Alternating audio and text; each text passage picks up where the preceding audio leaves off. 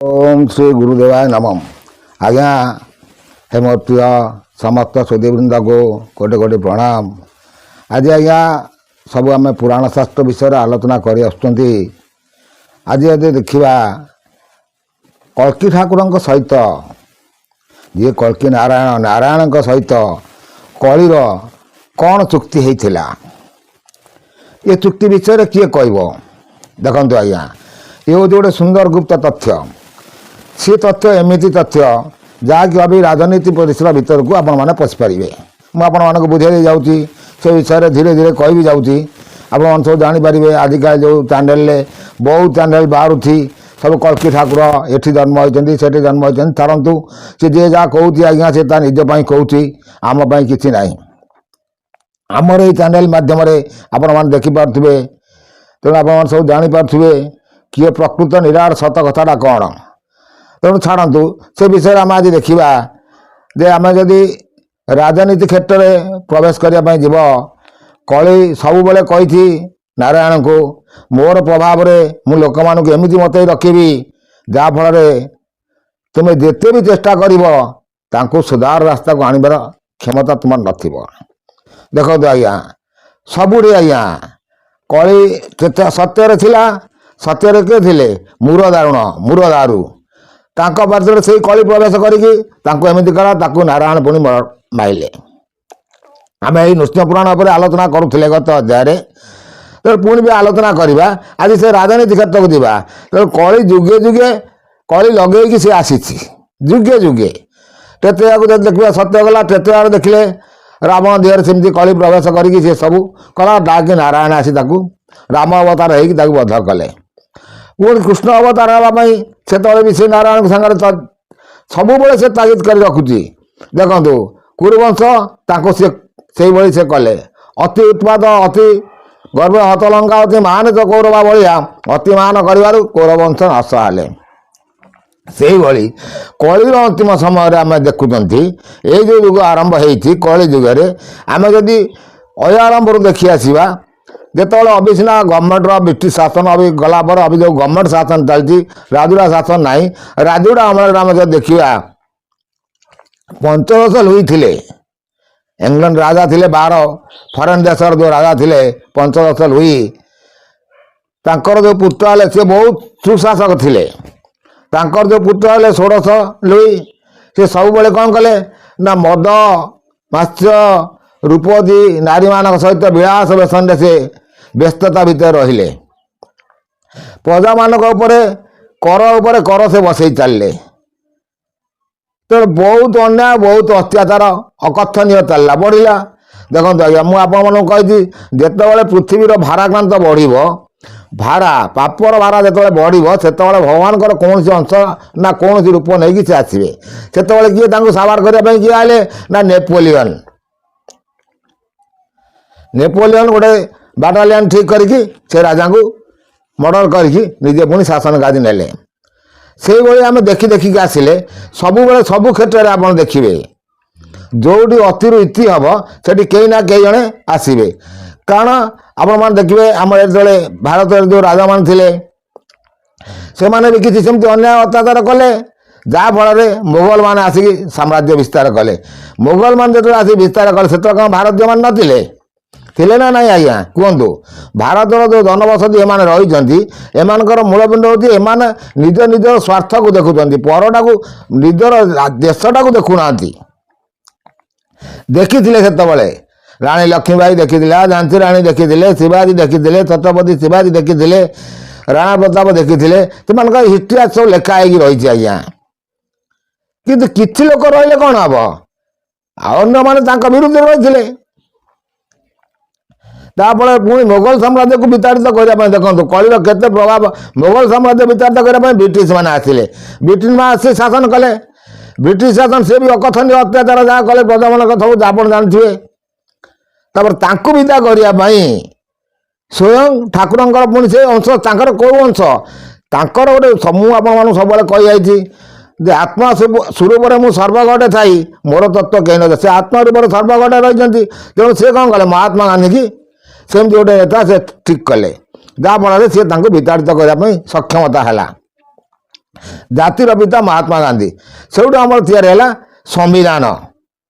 ସେଇଠୁ ଆଜ୍ଞା ସମ୍ବିଧାନ ଯେତେବେଳେ ତିଆରି କଲେ ଆମର ଯେଉଁମାନେ ଆଜି ଆମ୍ବେଦକରୀ ମାନେ କହୁଛନ୍ତି ସେଇମାନଙ୍କ ପାଇଁ କଥା ବି ପଡ଼ିଛି। ଯେତେବେଳେ ଆମ୍ବେଦକର ବସିକି 5ଟି ଦେଶର ସମ୍ବିଧାନ 5 ଦେଶର ସମ୍ବିଧାନକୁ ନେଇକି ସେ ପଢ଼ିକି ଆସିକି ତାପରେ ଏଠି 200 ଲୋକ ଭାରତର ସବୁ ରାଜ୍ୟର କିଛି କିଛି ମେମ୍ବର ଯାଇ ବସିକି ସମ୍ବିଧାନ ଲେଖା ହେଲା। ସେ ସମ୍ବିଧାନରେ ଯାହା ସେ ଆଇନ ଲେଖିଥିଲେ ସେଠି ଯେଉଁ ଦେଖିଲେ ରୁଷର, ଆମେରିକାର, ଇଂଲଣ୍ଡର, ଆପଣଙ୍କର ଫ୍ରାନ୍ସର, ଆଙ୍କର ଯେଉଁ ସବୁ ସୁଇଜରଲ୍ୟାଣ୍ଡର ଏଇ ଯେଉଁ ସବୁ ଦେଶର ପଢ଼ିକି ଆସିକି ସେ ଲେଖିଲେ ସେଠି ବି କେମିତି ନେତା ଚାଲିଛି, ସେମିତି କେମିତି ଇଲେକ୍ସନ ଚାଲିଛି ଦେଖନ୍ତୁ ଆଜ୍ଞା। ସିଏ ସବୁବେଳେ କାହିଁକି ମୁଁ କହିଲି ଏ କଥା ଯେ କଳି ଆଉ ଭଗବାନଙ୍କ ସହିତ ସବୁବେଳେ କାହିଁକି ଚୁକ୍ତି କରେ ନା ସିଏ ଜାଣିଛି କଳିର ଅନ୍ତିମ ସମୟରେ ଭଗବାନ ଜନ୍ମ ନେବେ, କଳ୍କି ଅବତାର ହେବେ କେଉଁଠି ନା ଏଇ ଭାରତବର୍ଷରେ। ଆଉ ଭାରତବର୍ଷ ଭୂଖଣ୍ଡରେ ଜମ୍ବୁଦ୍ୱୀପ, ଏ ଜମ୍ବୁଦ୍ୱୀପରେ ନାରାୟଣଙ୍କର ଅବସ୍ଥାନ ପୁରାଣ ପୁରା ପ୍ରମାଣ କରି ଆସୁଛି। ତେଣୁ ମାନେ ପୁରାଣଟାକୁ ଏମାନେ କ'ଣ କହୁଛନ୍ତି କପୋଳ କଳ୍ପିତ ବୋଲି କହୁଛନ୍ତି। କାରଣ ସେ ଆମେ କପୋଳ କଳ୍ପିତ ରହିଗଲା।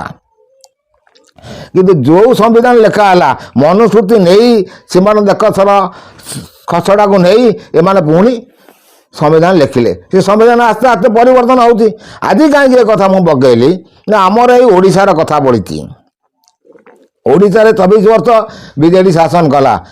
ତାର ବି ସେ ଯାହା ଶାସନ ଭଲ କରୁ ମନ୍ଦ କରୁ ଯାହା କରୁ ଦେଖନ୍ତୁ ଜଗନ୍ନାଥଙ୍କର ଅର୍ପଣ ଚାଉଳ ମଗେଇଦେଲା, ଜଗନ୍ନାଥକୁ ଦାଣ୍ଡେ ଦାଣ୍ଡେ ଭିକ ମଗେଇଲା ଭଳି ମଗେଇଦେଲା। ଉପରବାଲା ଜଣେ ଦେଖୁଛି ସେ ବିଚାର କଲା, ସେ ତାଙ୍କୁ ବି ବିଚାରିତ କରିଦେଲା। ତାଙ୍କୁ ବିଚାରିତ କରିକି ଯେଉଁ ଭଲ ପାର୍ଟିଟାକୁ ଚିନ୍ତା କରିକି ଆଣିଲା କିଛି ଦିନ 18 ମାସ କେତେ ମାସ ହେଲା ଆଜ୍ଞା 18 ମାସ ହେଲା। 18 ମାସରେ ବହୁତ ଲୋକ ମୋହନ ବାବୁ ଜିନ୍ଦାବାଦ ମୋହନ ବାବୁ ବହୁତ ଟେକି ଟେକି ରଖିଲେ। ବିଜେପି ସରକାର ଆମ ଓଡ଼ିଶାକୁ ବହୁତ କିଛି କରିବ। କିନ୍ତୁ କ'ଣ ହେଲା ଆଜ୍ଞା ଇସ୍ତାହାର ଯେଉଁ ନିର୍ବାଚନ ଇସ୍ତାହାର ଦେଇଥିଲେ କ'ଣ କରିଥିଲେ 300 ୟୁନିଟ୍ ବିଜୁଳି ମାଗଣା ଦେବେ ଗରିବମାନଙ୍କୁ, ଆଉ ଭତ୍ତା ପଇସା 3000 କରିବେ। ଏ ଲୋକ ତ ଅଧିକାଂଶ ଭତ୍ତା ପାଉନାହାନ୍ତି, ତା ପାଇଁ ଚିନ୍ତାଧାରା ନାହିଁ। ସରକାର ଯେଉଁମାନେ ସରକାର କଳ ଆସୁଛନ୍ତି ଗୋଟେ କଥାରେ ଆମର ଅଛି ରାଜା ପୁଅ ଯଦି ଭିକ ମାଗିବାକୁ ଯାଏ ତା ରାଜକଳା କେବେ ଛାଡ଼ ଯିବନି। ଆଉ ଗୋଟେ ଯୋଗୀ ଘର ପୁଅ ଯଦି ରାଜଗାଦିରେ ବସେ ତା ଯୋଗୀ ଘର ପୁଅ ଯଦି ରାଜଗାଦିରେ ବସେ ତା ଭିକ ମଗା ବୁଦ୍ଧି ଛାଡ଼ିବନି। ରାଜା ପୁଅ ଯଦି ଭିକାରୀ ହେଇକି ବୁଲେ ତା ରାଜକଳା ଛାଡ଼ ଯିବନି। ଯେଉଁଭଳି ଆମର ପୁରୁଣା ଛାତ୍ର ବା ଆମର ପୂର୍ବ ମହାଜନ ମାନେ କହିଯାଇଛନ୍ତି ସେ କଥା କେବେ ଅନ୍ୟଥା ହେଇନି।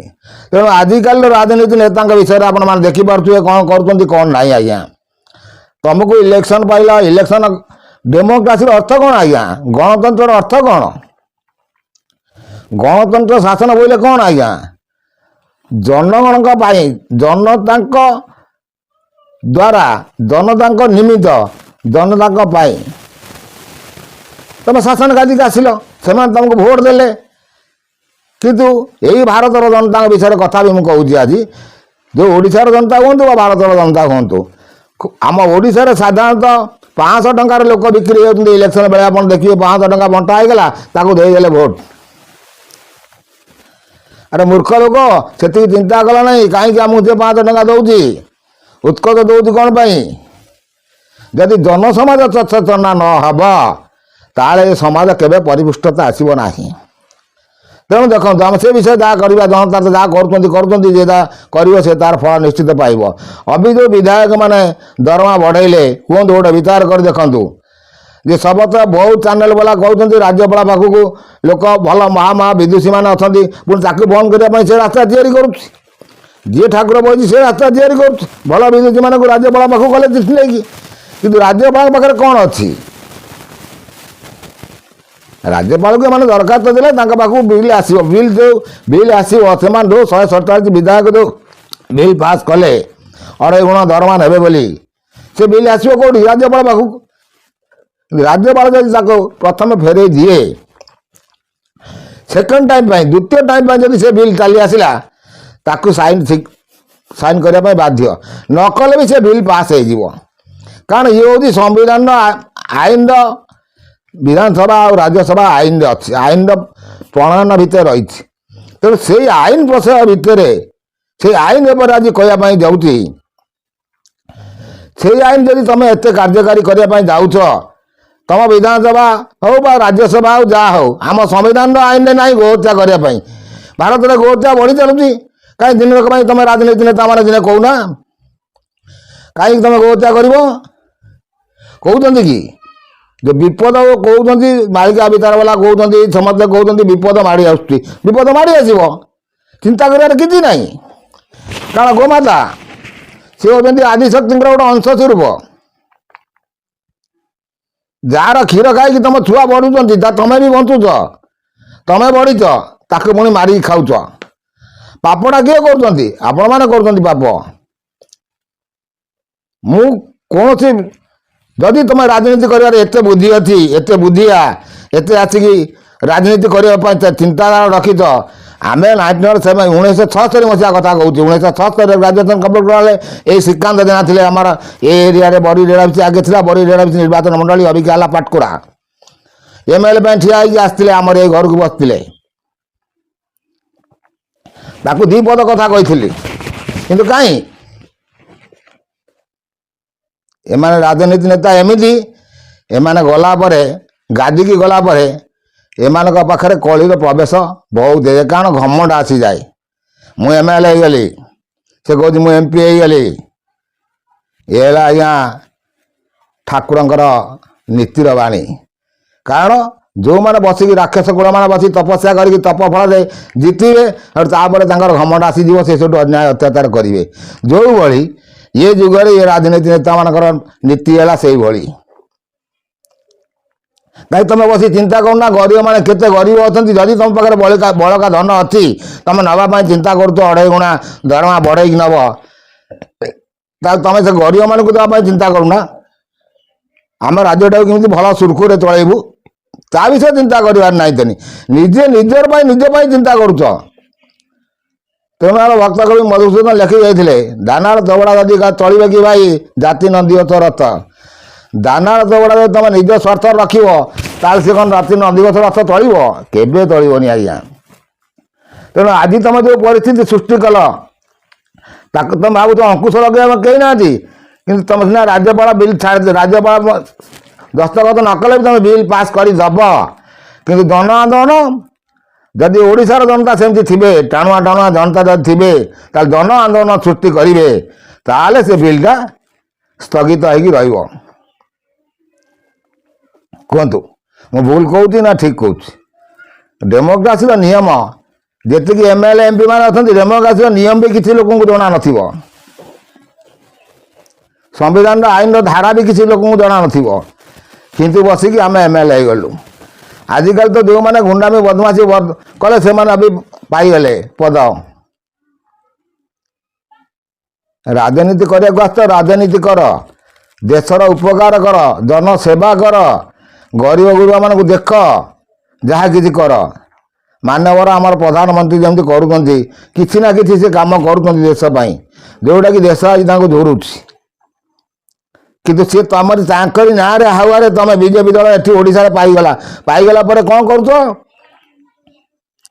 ଦେଖନ୍ତୁ, ଆମେ ଯଦି ସେଇ ରାଜନୀତି ଉପରେ କିଛି ଆଲୋଚନା କରିବା ପାଇଁ ଯିବା, ତାହେଲେ ଯେଉଁ ବିଜେଡ଼ି ଦଳରେ ମାନ୍ୟବର ନବୀନ ବାବୁ ଆସିଥିଲେ, ମୁଖ୍ୟମନ୍ତ୍ରୀ ହେଲେ, କାହା ହାୱାରେ ଆସିଲେ? ବିଜୁବାବୁଙ୍କ ହାୱାରେ ଆସିଗଲେ। ଆଉ ବିଜୁବାବୁ ଥିଲେ ସେମିତି, ଯିଏ ସାଇକେଲ ଚଲେଇକି ବିଧାନସଭା ଆସି ଯାଉଥିଲେ, ରାଜ୍ୟସଭାକୁ ସାଇକେଲ ଚଲେଇ ସେ ଆସି ପାରୁଥିଲେ। କ'ଣ ସେ ନ କରିଛନ୍ତି? କି ତମେ କ'ଣ କଲ? ସେ ଯେଉଁଭଳି ଆଜ୍ଞା ଦେଖନ୍ତୁ, ସବୁବେଳେ କଳିର ପ୍ରଭାବ ଯୁଗେ ଯୁଗେ ରହିଛି, ଆଉ ରହିବ। ତେଣୁ ଠାକୁରଙ୍କ ସହିତ ତାର ଯେତେ ଚୁକ୍ତି ହେଲେ ବି, ଦେଖନ୍ତୁ ଠାକୁର ପୁଣି ସେ ଜିତିବ। ଆପଣ ଅଭିଯୋଗ ମାନେ ଚିନ୍ତା କରୁଛନ୍ତି ଆମେ 2.5 ଗୁଣା ଦରମା ନେଇକି ଆମେ ଚଳିଯିବୁ, ତମକୁ କେବେ ଏତେ ଭଲରେ ଚଳିବା ପାଇଁ ଦେବନି। ନିଶ୍ଚିତ କ୍ଷତିଗ୍ରସ୍ତ ତମର ହବ ହିଁ ହବ। ହୁଏତ ସେଇ ବିଲ୍ ପାସ୍ କରିବା ପାଇଁ ହୁଏତ କୌଣସି ଜନତାଙ୍କ ଦ୍ୱାରା ଲାଗିବ, ଜନ ଆନ୍ଦୋଳନ ହେଇପାରେ। ବଡ଼ କଥା ନୁହଁ ଆଜ୍ଞା। କାରଣ ସବୁବେଳେ ମୁଁ ଆପଣମାନଙ୍କୁ କହିଛି, ଯେଉଁଠି ଅତି ବଢ଼ିବ ସେଠି ଇତି ହେବ। ତେଣୁ ଆପଣମାନେ ଅତି କରୁଛନ୍ତି, ଇତି ହେଇଯିବେ। पुणी तो सामने इलेक्शन अच्छी ना इलेक्शन सरीगला हाँ एत राजनीति नेता बोलू तो एत मंत्री एत सब तो धरी संविधान आईन की धरी आईन प्रणयन कर कहीं प्रशासन जो टीचर मान जो शिक्षक मैंने बसते दरमा बढ़ाई देलानी केते लोक लिखि था शिक्षक मैंने पाठ पढ़ाऊना प्राइवेट स्कूल अरे से दोष कार दोष कौन शिक्षक हाँ जदि आम जो छोट बड़े पाठ पढ़ुलु आम पिला बड़ कथा कहूँ आम मास्टर मान देखले थरुलु से पाठ दौले पाठ न आसले बाड़े आमको कि अभी जब गोटे मास्टर गोटे पिला को बाड़ टिके गोटे बेतले कि गोटे बाड़ देला ता मुरबी सांगे सांगे कंप्लेन करदेला सांगे सांगे प्रशासन दायित्व नहींगला कौन पर बाड़ तुम बाड़ेबनी तो पिला काम किए ले दोष कार तुम अभी शिक्षागत सिस्टम बदल दौ डिस्ट्रिक्टाली करदेल डीओ ब्लॉक करदेल बीओ ब्लॉक अफसर से डिस्ट्रिक्ट अफसर से आसवे शिक्षागत योग्यता से आस्थान बसिक आराम बसिक पैसा नहीं गले दरमा नहीं गले मोटा अंकर दरमा नहीं गले आगे इन्स्पेक्टर थिला इन्स्पेक्टर मैंने बुलूले स्कूल स्कूल सब बुलूले प्राय प्रति मासे थे स्कूल को आसुले कई मासे थे कौ मैंने जाऊँच इन्स्पेक्शन कर प्रशासन नेता मैंने देखुं हाँ जो शिक्षा मंत्री गण शिक्षा मंत्री से देखुची घर बस निजे कि चिंता कर करदेव दोष होगा क्या ना शिक्षक शिक्षक को सम्मान दियो दरमा बढ़ाया दरमा बढ़ाया तुम पाखे पैसा है ना आ तुम दरमा बढ़ाया तुम पाखे पैसा होगा निजे निजर प्रशंसा कले भगवान गीतार भी बुझे जब किसी पुराण ज्ञान किसी शास्त्र ज्ञान तुम पाखे था निज निजर सुपारिश कला माने से तलू चलीज तेणु निजे निजर दरमा को बढ़ाई तुम कहीं आईन पास करूल वेतन कमिशन थिला से कर फाइनाल मुझे भूल कहूँ कि आपण मैंने विचार कर देखु ये सब नीति आज्ञा यही मोर भी सविशेष अनुरोध रोचे सरकार को कौन रास्ता सुधरी जातु बहुत समय अच्छी ना तुमको तलू जावाई कि समय बाकी लगे कि समय बाकी लगे पूरा आर इलेक्शन इलेक्शन पर किए देखी एत दिन पर किए समय देव तुमको एत दिन पर समय भी दिहबनी मझे तुम रास्ता या आ निश्चित ही हम जदि सुधरी जाव तुम रास्ता से करदेव कला वाला से गोपर राजा करदेव आज्ञा एत रोच कह गले राजनीति पर मुह तो खोलनी राजनीति आम भी 76 मसीह ग्राजुएसन कम्प्लीट कला बेले यही जो आम प्रभात बाबू होती विजय महापात्र प्रभात सामंतरा सब रेवेन्सा कलेज प्रेसिडेंट थे से सब स्टूडेंट मान सब इलेक्शन ठिया होते किए को कांग्रेस किए को जनता किए को दल थे अभी सब बंद कर दिगला कारण नेता मान अभी निज निज भितर से सब चिंताधारा कले जानते आम राजनीति जी कहली से राजनीति मुह खोली कह गले विजु यही विजु बाबू पीरियड बेड़े फास्ट जो इलेक्शन ठिया जाते आम एरिया थे श्रीकांत जेना नलिनी महांती अशोक दास कोरेर आज जो कोरे निर्वाचन मंडल अशोक दास नलिनी महांती श्रीकांत जेना 3 जन को नहीं से बॉम्बे होटेल रखे राजनीति करने आरंभ करते स्वयं विजु बाबू ये पुराना इतिहास राजनीतिर एबिका जो नेता माने कौन कि नेता कौन नेता तुम नेतागिरी कर ना कौन कर ना आई तो देश लुटियापाई आरंभ कर माने अयस जीवन यापन करने तुम जनता को पैसा नहीं कि हाँ इलेक्शन में लड़ाई तुम पैसा नहीं जाऊ सब मिलू सब प्रोडक्शन वाला पैसा नहीं गला सब प्रोडक्शन वाला सब रेट बढ़ाई देले किए कह भितरा जनता सब दे दरिद्र तमें नहीं कि नेता ये नीति छाड़ नीति छाड़े खूब भल हम ना तुमको आंकुश लगे से स्वयं भी कल्की ठाकुर जी सी तार रास्ता सी करदेव ठाकुर आ सब बेले मन रखि था